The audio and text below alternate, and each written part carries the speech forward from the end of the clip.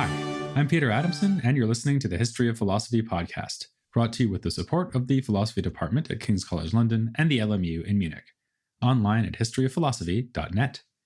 Today's episode, Freedom to Philosophize, Introduction to Early Modern Philosophy. I don't know about you, but the last time I wrote into a magazine, I was probably about 11 years old and trying to win some kind of contest. And by magazine, I mean comic book. Immanuel Kant had loftier ambitions. He was provoked by a comment from a contributor to the Berlin Monthly named Johann Friedrich Zöllner, who, in the midst of discussing, of all things, the role of clergy in marriage ceremonies, raised the question, what is enlightenment? Was ist Aufklärung? Being one of the most important figures of the Enlightenment, Kant presumably figured he ought to know the answer. His response was published in a 1784 issue of the same periodical. Now, Kant is not known for readable or rhetorically effective prose. I have it on good authority that Germans sometimes read his works in English translation because they find it easier to follow than the original. But this short essay is clear and to the point, and features some genuinely quotable lines, including the first sentence, "Enlightenment is humankind's exit from its self-incurred immaturity." As Kant immediately explains, by immaturity, Unmündigkeit, he means being unable to reason without guidance from someone else. The motto of enlightenment is thus, have the courage to use your own reason. Notice that Kant is here describing enlightenment, not the Enlightenment. He's interested in an attitude or frame of mind, not the historical development that had been sweeping across Europe over the previous generations. He does go on to mention things we associate with the Enlightenment, like freeing one's thought from oversight by religious institutions. Allowing a church to dictate your beliefs would be a prime example of failing to use your own reason. Still, liberation from religion, abandonment of superstition, the unconstrained exploration of the sciences, and toleration of different viewpoints are for Kant all to be understood as natural consequences of enlightenment, not as part of what enlightenment is. Among those consequences, Kant is especially interested in the last one mentioned, toleration of diverse opinions. Unlike some Enlightenment figures, Kant does not see free speech as a step towards political revolution. He says that a revolution may perhaps bring about the fall of an autocratic despotism, but it can never bring about the true reform of a way of thinking. In fact, his essay strikes a politically conservative note when it says that rulers should allow free inquiry so long as it does not lead to changes that disrupt civil order, and that one should fulfill one's obligation to the state without resistance. In the public sphere, though, there should be no limits to one's rational investigations. Hence another quotable line, which Kant credits to a political ruler he admires, Frederick the Great. Argue as much as you want and about whatever you want, but obey. Which is not to say that enlightenment, as Kant understands it, would have no political consequences. To the contrary, he ends the essay with a rhetorically charged passage to the effect that when the seed of free thought is carefully nurtured, it gradually blossoms as a new character amongst the people, and as political principles that treat humans not as machines, but with dignity. The word gradually is important here. As implied in that first sentence of the essay, enlightenment is a lengthy process of maturation, not something that happens overnight. The responsibility of an enlightened ruler, like Frederick, is simply to ensure that reasoning has space to develop, that his subjects can reach maturity on their own. This may sound like a disappointingly negative program. As the philosopher Honora O'Neill has written with reference to Kant's essay, the central requirement of toleration is that we do nothing. It's entirely possible that someone be allowed to express controversial views while everyone else simply ignores them. As O'Neill puts it, toleration is the outward face of indifference. Yet she goes on to argue that Kant's vision is more demanding than this. If enlightenment is to have its intended effect, people need to engage with each other's views and debate them openly. Elsewhere, Kant endorsed what he called the maxim of enlarged thought, which dictates that one should think from the standpoint of everyone else. Enlightenment means making up your own mind, especially on matters of great importance like morality and religion. But when making up your own mind, it is of great help to discover what is going on in the minds of others. Kant's idea that enlightenment is reasoning for oneself is not a bad way into understanding the Enlightenment as a historical event. Another hero of early modern philosophy, Baruch Spinoza, had a motto of his own that went in a similar direction, Libertas philosophandi, the freedom to philosophize. On this telling, the defining feature of the Enlightenment was that philosophical inquiry was pursued with an unprecedented lack of constraint. Gone was the stifling thought control exercised by the medieval and Renaissance church, gone the suffocating uniformity of scholastic thought. It was an age when people were free as never before to propose and openly debate new and radical ideas. Now, this is far too optimistic. There were, in fact, plenty of attempts to restrict the spread of those new ideas, with Spinoza himself being a prime target. And there was also a counter-Enlightenment, which saw conservative thinkers reacting with dismay to the destabilizing and shocking things being said and done by free thinkers, Republicans, libertines, and revolutionaries. Still, one can agree that quite a few thinkers of this time were at least trying to live out Spinoza's ideal of free thought. Yet this is only one of many ways to understand the Enlightenment. A few years after the publication of Kant's essay in the Berlin Monthly, an anonymous contributor to the similarly named German Monthly listed 21 meanings of the term Enlightenment, complaining, "No one agrees with others but rather creates his own language." And things have hardly gotten simpler since. Recent scholars of early modernity disagree about when the Enlightenment began and ended, which region of Europe was its true or truest home, what ideas were definitive of Enlightenment thought, and even how many Enlightenments there were. Of course, no one would deny that an enormous variety of agendas, arguments, and attitudes characterized the Enlightenment, and by extension what historians call early modern philosophy, which for our purposes is basically just going to mean philosophy in the 17th and 18th centuries. But many specialists, and most non-experts, assume that a small number of central ideas gave this period of intellectual history its special character. Alongside the unfettered use of reason, which Kant thought puts the light in Enlightenment, one might mention the rise of secularism and religious toleration, the use of empirical methods to advance the natural and social sciences, and the rationalization of political and economic life. Against this, one of the more prominent historians to work on the Enlightenment in recent decades, J.G.A. Pocock, has argued that there is no single or unifiable phenomenon which the word Enlightenment consistently signifies. Rather, there was a diversity of enlightenments animated by very different motives. In some thinkers, we find a desire to pursue reason while holding fast to religious convictions. Others were driven by political radicalism, still others were simply skeptics. Alongside this range of intellectual approaches, there's the fact that the Enlightenment, or Enlightenments, evolved rather differently in different regions of Europe. In none of these regions was it obvious to intellectuals that they were carrying out a monolithic pan-European project. As we already saw, German intellectuals around the time of Kant did not agree on the meaning of what they called Aufklärung, and corresponding words in other languages like le siècle des Lumières in French, Illustration in Spanish, Illuminismo in Italian, and indeed the English term Enlightenment emerged only retrospectively as historiographical terms. So in speaking of the Enlightenment, we risk labeling the thought of this former time in a way that the thinkers of the time would not recognize and might not appreciate. A worry that, by the way, applies to other historical categories we've met along the way, like Neoplatonism or Hinduism. Against Pocock's emphasis on the diversity of the period, it's been pointed out that an Enlightenment so inclusive is in danger of losing any coherent, distinctive intellectual identity. In this spirit, we might turn to a kind of compromise position that has been put forward by one of the most prolific scholars of the topic, Jonathan Israel. While he has acknowledged the Enlightenment as a single, highly integrated intellectual and cultural movement, he's also distinguished between a moderate and a radical Enlightenment. The scandalous ideas of Spinoza made him the leading standard-bearer of the radical camp, and he is clearly the hero of the story Israel has told across numerous books, though he has also written about a huge number of other radicals, including Franciscus van den Enden, Pierre Bayle, and Alberto Radicati. Israel's mainstream moderates, meanwhile, include some of the most innovative and famous thinkers of the period, like Gottfried Leibniz and John Locke. While hardly reluctant to put forward bold ideas, they wanted to stop well short of the radicalism of Spinoza and his defenders.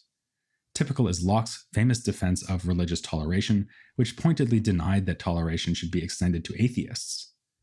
In fact, Israel has written that the general thrust of the British Enlightenment was predominantly conservative and intellectually insular. This was a rebuke to scholars who have identified Britain as the engine of the Enlightenment, rather than France, Holland, or even Italy, where, as we'll be seeing, Naples became a hotbed of radicalism. Faced with this lack of scholarly consensus, maybe it would be best to start with what the Enlightenment was not. If we follow Kant's lead, we have to say that it replaced the self-incurred immaturity from which Enlightenment as an attitude provides an exit. In other words, we would need to say that what came before the 17th century was, if not a time of irrationality, then a time in which reason was only used under the strict supervision and guidance of external authorities, especially the Church. Unfortunately, and with all due respect to Kant, this way of characterizing the Enlightenment is pretty much a non-starter. For one thing, it could apply just as well to other places and times. As it happens, I've written a whole book called Don't Think for Yourself about the fact that medieval cultures, and especially medieval Islamic culture, placed great value on autonomous thinking. There was even an Arabic word, taqlid, which meant something like uncritical acceptance of authority, and which was used as a term of abuse, with theologians and philosophers of the Islamic world accusing one another of failing to use reason autonomously. To this, Kant might reply that in that case, the medieval Islamic world already had enlightenment. As I said, he's not talking about a historical phenomenon, but about an attitude that could in theory arise in other places and times. Someone who does want to apply Kant's idea to the historical phenomenon might add that the case of Europe was very different. In Europe, centralized church authority allowed for a degree of uniformity, maintained by coercion and censorship, that would never have been possible in the Islamic world.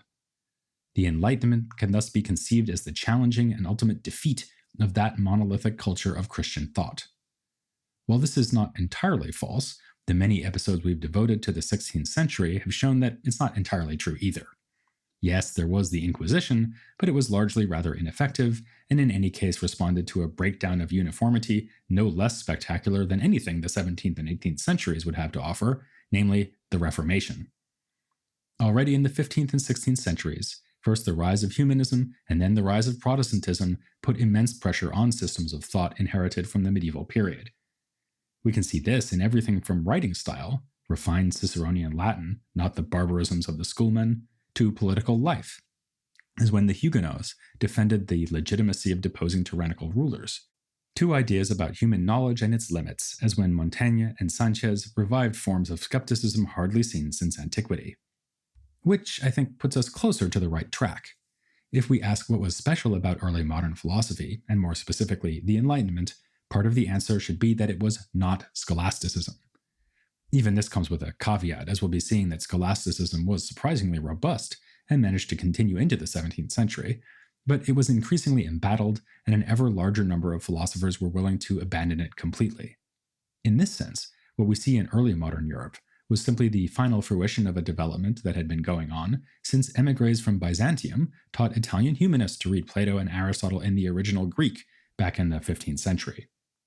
At that time, we already had figures like Lorenzo Valla polemicizing against scholasticism and insisting that it should be replaced with something else, which is a reminder to be careful what you wish for, since what it was ultimately replaced with was, among other things, Cartesianism and Spinozism, presumably not what Valla had in mind. For an example, let's start with something other than the questions about religious and political freedom that tend to dominate when people talk about the Enlightenment. Let's talk about giraffes. What exactly are they? Medieval philosophers broadly agreed on the answer, amidst much disagreement about the details. A giraffe is a combination of matter with what is called a substantial form, a principle of organization and order which animates the giraffe and makes it to be the kind of thing that it is. The defining features of the giraffe, like its having 4 stomachs, being a vegetarian, and possessing a soul of the right kind, belong to it in virtue of its essence. That is what zoologists study when they seek to arrive at a scientific understanding of giraffes. As friend of the podcast, Robert Pasnow has written in his magisterial study of metaphysics from the Middle Ages down to the 17th century, the later schoolmen were increasingly aware of the theory's vulnerability.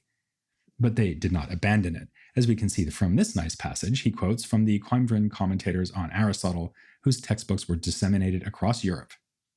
In all, it cannot be doubted that for each and every natural thing there is a substantial form, by which it is established, through which its degrees of excellence and perfection among physical composites is selected, on which every propagation of things depends, from which its aspect and character is stamped on each thing, and finally, which marvelously distinguishes and furnishes the theater of this admirable world in its variety and beauty. Only a few years later, early modern thinkers were dismissing the theory of substantial forms. Descartes said he could make no sense of it, and Spinoza wrote a letter to his colleague, Heinrich Oldenburg, in which they were discussing the work of Robert Boyle, saying that he could not understand why Boyle had wasted his time on that childish and frivolous doctrine of substantial forms before giving it up. The question was, what would replace this childish doctrine? One popular answer was corpuscularianism, that is, the view that bodies, like giraffes, are made of microscopic bodies. The physical properties we experience, like the purple of the giraffe's tongue or its distinctive scent, arise from the arrangement and interaction of these tiny bodies. This idea was not new, of course. It was a revival of ancient atomist theories that were now widely known thanks to the assiduous labors of those humanists. A leading corpuscularian of the 17th century, Pierre Gassendi, was not coincidentally also a scholar of Epicureanism, an ancient philosophical school that espoused atomism. The theory had begun its resurgence already in the 16th century, in part because of chemical investigations carried out by Paracelsus and his followers, as we saw in episode 389. But in the early modern period, philosophers began to think more deeply about the implications of giving up on substantial forms, and to see giraffes and other bodies as nothing more than aggregates of corpuscles. For some, science was still an investigation into the essences of things, but with a significant change. What is really out there is not a giraffe, but the more fundamental things of which the giraffe is made. This is what Boyle thought, for example. More radical was a view adopted by, for instance, Thomas Hobbes and Anne Conway. They dropped talk of essences completely. Hobbes said that essences and all other abstract names are words artificial belonging to the art of logic and signify only the manner how we consider the substance itself, while Conway recognized only three essences, namely God, Christ, and what God has created. The created world is a substance or essence that always remains the same, and there is change only to its modes. Conway's terminological distinction here between substance and mode is something we'll be seeing a lot. For now, we just need to register the dramatic implications of dispensing with the scholastic orthodoxy. No longer do our words and concepts latch on to anything metaphysically real. Instead, the building blocks of reality are invisible corpuscles, or perhaps nothing we can grasp at all. As Pasnow aptly remarks, early modern philosophers were at risk of embracing metaphysical chaos. This is only one example, of course, but it's a telling one. The same pattern repeats in other areas of philosophy. Ideas that had begun to emerge in the 16th century or even earlier now came out into the open. Without the consensus of scholastic Aristotelianism to constrain them, they were able to develop and incite heated debate right across Europe. The aforementioned challenge of skepticism would be another fine illustration. When we read the beginning of Descartes' Meditations, which famously uses radical skepticism as a methodological tool, we should not forget that it comes close on the heels of the skeptical onslaught waged against scholasticism by Sanchez, to say nothing of the more measured use of skeptical argumentation by Montaigne and Pierre Charon. Here, too, the recovery of ancient ideas by Renaissance humanists would be relevant. For instance, Montaigne was aware of ancient Greek skepticism. Yet Montaigne, and even more so the convinced Catholic apologist Charon, would have been appalled at the way skepticism was let loose against religion itself in the Enlightenment.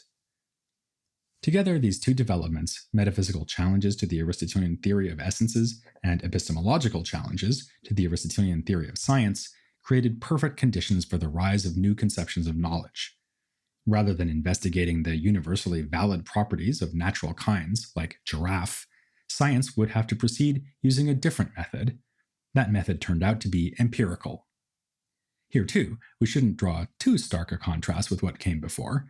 Aristotle himself was an accomplished empirical scientist, and though most scholastics were not, a few of them were. Aquinas' teacher Albertus Magnus comes to mind, and all of them were, at least on paper, committed to the idea that scientific knowledge derives from sense experience. Still, the new science was genuinely predicated on innovative methodological ideas, not least the famous scientific method associated especially with English philosophers like Francis Bacon. When paired with new technologies of empirical observation, especially the telescope and microscope, this made for an enormous shift in the practice and potential of what was still called natural philosophy. Ironically enough, a drift towards skepticism wound up indirectly facilitating a huge expansion in the production of knowledge. Having mentioned Epicureanism and skepticism, I should perhaps mention that the third main Hellenistic school also had an impact at this time. In fact, it seems to have inspired the most notorious philosopher of the age. Ever since he first put to paper a pen that was more dangerous than a sword, Spinoza has been seen as reviving ideas from the Stoics. Pierre Bayle drew attention to this, noting Spinoza's determinism in particular as an echo of Stoic philosophy. And how did Spinoza and Bayle know about Stoicism? Well, the school's doctrines had been expertly publicized by humanist scholars like Justus Lipsius. Nor was this the only connection between humanism and Spinozism. They were also linked by provocative approaches to the Bible. 16th century humanists like Erasmus had caused tremendous controversy by daring to apply their philological expertise to sacred scripture. Several generations later, Spinoza and contemporaries like Ludwig Meyer pronounced that the humanists had not gone far enough. The Bible is obscure in its meaning, so to interpret it, we must turn to the infallible rule of reason. As Jonathan Israel has written, Meyer himself appreciated the novelty of his project and genuinely believed that by seeking to overthrow the entire edifice of theology as traditionally conceived, he was affording mankind a vast benefit. Well put, though I'm not so sure about the novelty part. As we only just saw in the preceding episodes, Galileo had made the same point in his clash with the Church. Biblical passages that may seem to show that the Earth goes round the Sun need to be reinterpreted in light of scientific proofs in favor of geocentrism. And I can't resist repeating that Galileo was himself adopting a position already defended by the Muslim philosopher and jurist Averroes back in the 12th century. As we saw in episode 149, he said that the philosopher is the only one who can judge the viability of interpretations of the Quran, because philosophy gives us independent access to the truth. Averroes might have appreciated Spinoza's principle of the freedom to philosophize, even if he would have been appalled by the way Spinoza used that freedom to depart from Aristotelian orthodoxy. That phrase brings us back to the theme of religious and political freedom that tends to dominate in our historical memory of the Enlightenment. Yet again, we can point to precursors, in this case especially Sebastian Castellio, who had inveighed against John Calvin for consenting to the execution of a heretic in Geneva in 1533, and we covered this in episode 406. Castellio anticipated Locke by making a spirited case in favor of religious tolerance, while refusing to extend his case to cover atheists. It must be said that his was rather a lone voice, even if his plea for toleration was echoed by Dirk Coornhert towards the end of the 16th century. Though we would be wrong to think that the ideal of religious tolerance was invented in the Enlightenment, we would not be wrong to think that it was in early modern Europe that the ideal rose to the top of the agenda, winning many adherents and forcing conservatives to devise a response. For my money, this should be understood as a long-term consequence of the Reformation. After it proved impossible for Catholics and Protestants to settle their differences in debate or on the battlefield, many concluded that they would just have to agree to disagree. This reluctantly accepted truce then, slowly but surely, became a positively valued outcome, the freedom of thought so enthusiastically praised by Spinoza and Kant. It's interesting to note that for Kant, this freedom needed to be protected by a strong ruler. Much like far earlier political thinkers, he put his faith in a kind of philosopher king, in this case Frederick the Great, the most enlightened of despots. At the other end of the spectrum in their attitudes towards autocracy were those renegade Huguenots, who argued that tyrannicide can be justified in extreme circumstances. In their time, that was a fringe position. During the 17th century, by contrast, the English actually killed their king in 1649, leaving them rather puzzled about what to do next, and the idea of popular sovereignty became mainstream. If we want to find a predecessor for this idea, though, we would do best to look back not to the Huguenots, but to those embattled schoolmen. Figures of the second scholastic, like Francisco Suarez, had suggested that by nature, humans have the authority to appoint rulers over themselves for the sake of ensuring order. Any political state is thus an artificial construct, one that originates in popular will. This opened the door for discussions about how the state of nature gives way to the unnatural, but possibly desirable, circumstances in which we now find ourselves. It was Hobbes who gave the most famous answer to this question, but we can see a later figure like Jean-Jacques Rousseau as responding to the same issue. He defended a diametrically opposed view of human nature while agreeing with Hobbes and the scholastics that political institutions arise through some sort of social contract. Rousseau also disagreed with Hobbes about the acceptability of state power as he knew it, as one of many early modern thinkers who urged political reform in the direction of greater equality. But along with many like-minded theorists, Rousseau didn't go so far as suggesting that this argument should be applied to women. The debate over the virtue and equality of women, the so-called querelle des femmes, featured regularly in our coverage of Renaissance philosophy. It can be traced back at least as far as Costin de Pizan, who wrote in the early 15th century. So feminist discourse is another feature of early modern philosophy with plenty of precursors. But here again, we also find dramatic changes. Humanism had opened up opportunities for women to participate in elite literary circles. They just had to learn excellent Latin. In early modern philosophy, there were further developments in the same direction, like salon culture and more generally the tendency of cutting-edge philosophy to be conducted outside the confines of male-dominated university spaces. This allowed some, almost invariably elite women, to the highest echelons of intellectual activity. As a result, this new period will finally give us a chance to feature numerous women who were able to engage in philosophical arguments on the same terms as men. We'll see an example early on when we talk about Descartes' correspondence with Elizabeth of Bohemia, and by the end of the 18th century, we will find women authors making concrete proposals about political and educational equality for women, with Mary Wollstonecraft being just one prominent example.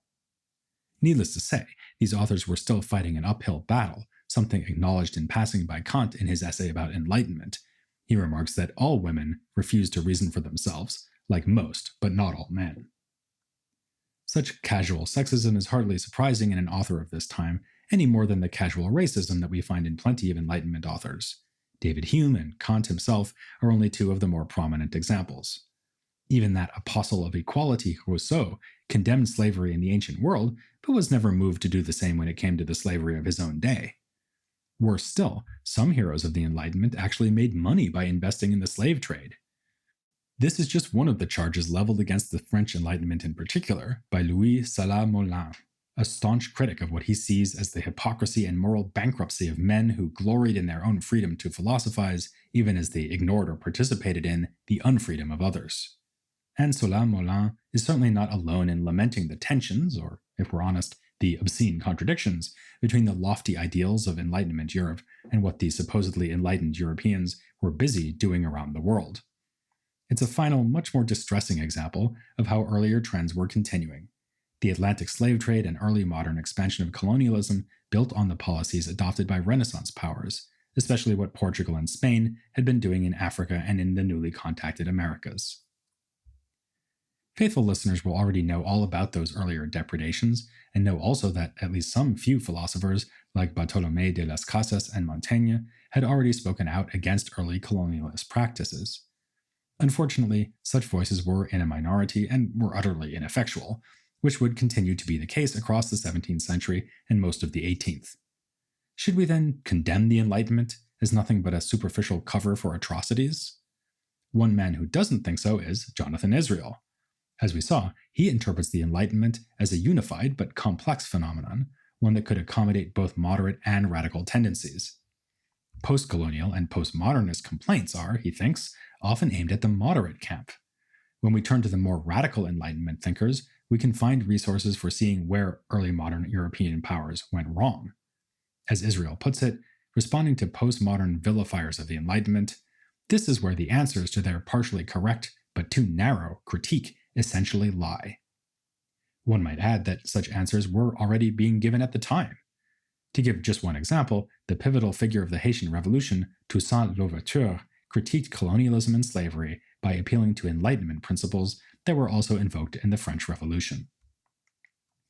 This defense gains further support from another, more surprising source, Michel Foucault.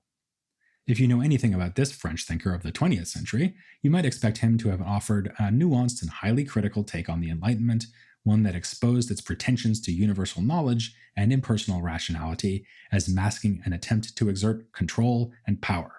And you'd be right. He wrote, for instance, of reason as despotic enlightenment, and once said, "The search for a form of morality acceptable to everybody, in the sense that everyone should submit to it, strikes me as catastrophic." Here we have a critique of the Enlightenment that is somewhat more abstract and, in a sense, more fundamental.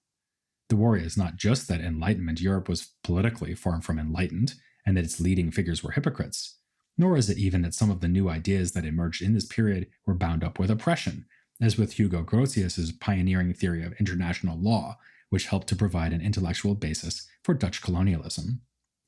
It's that the whole notion of rationality at the core of the Enlightenment is problematic. To view reason as a universal capacity of humankind, one that just needs to be used without constraint, as Kant demands, may seem inspiring, but it's all too easy to assume that one's own way of seeing the world is unbiased, unbounded, and rational, and that other perspectives fall short. One can put this insight together with the point about early modern colonialism and oppression. The elite European men who dominated this period of philosophy congratulated themselves on their outstanding rationality and tended to assume that those who were not elite, not European, and not men were correspondingly defective. Yet Foucault himself adopts a more favorable position on the whole question in a piece he wrote toward the end of his life. It responds to Kant's essay and bears the same title, What is Enlightenment? He says much the same as Israel, commenting that the Enlightenment is the age of the critique.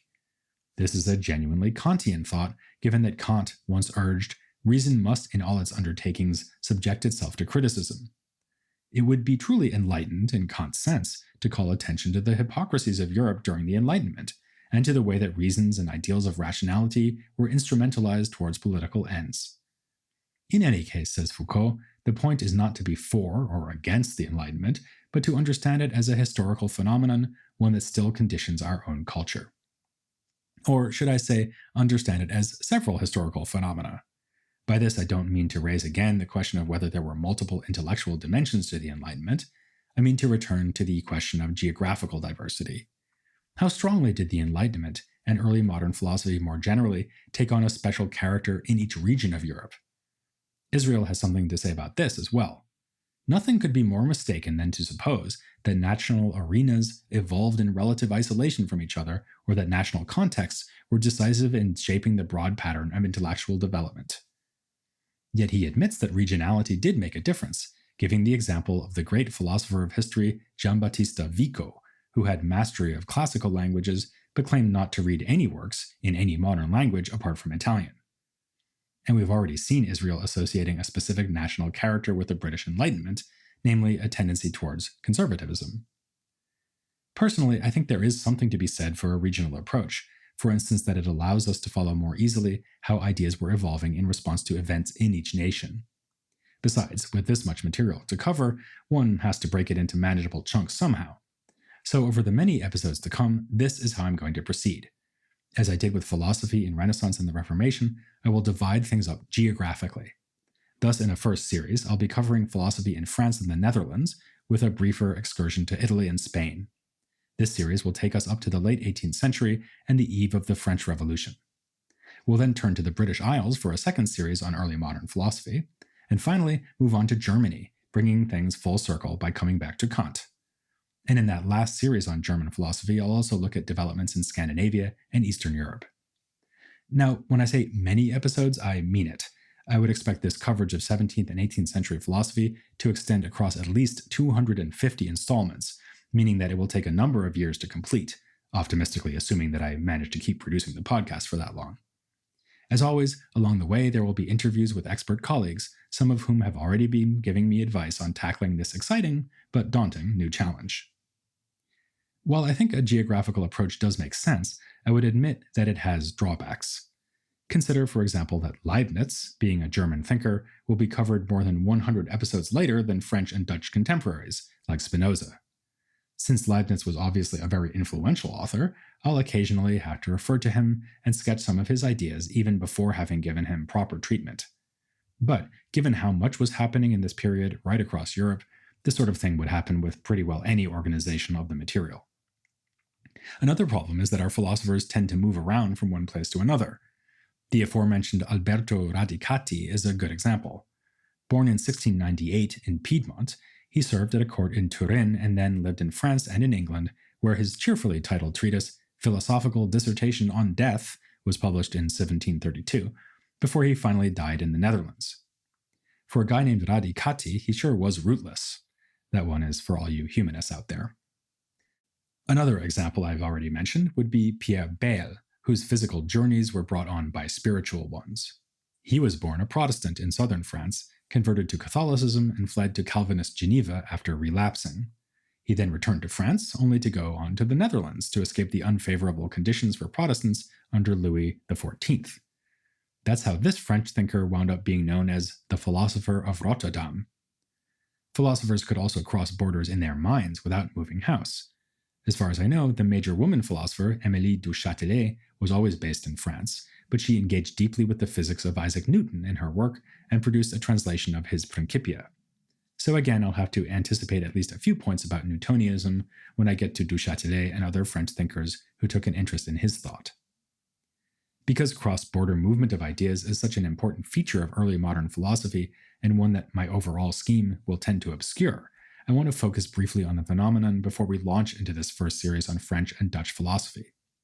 I'll do this by looking at the so-called Republic of Letters, a term that refers to the learned communications that united intellectuals across Europe and occasionally even further afield. I've already mentioned a nice example of this in passing, with the case of the Dutch-Portuguese Spinoza writing a letter to the German Oldenburg about the Englishman Boyle. And there's a lot more where that came from. So join me next time for an episode that really will be something to write home about here on The History of Philosophy Without Any Gaps.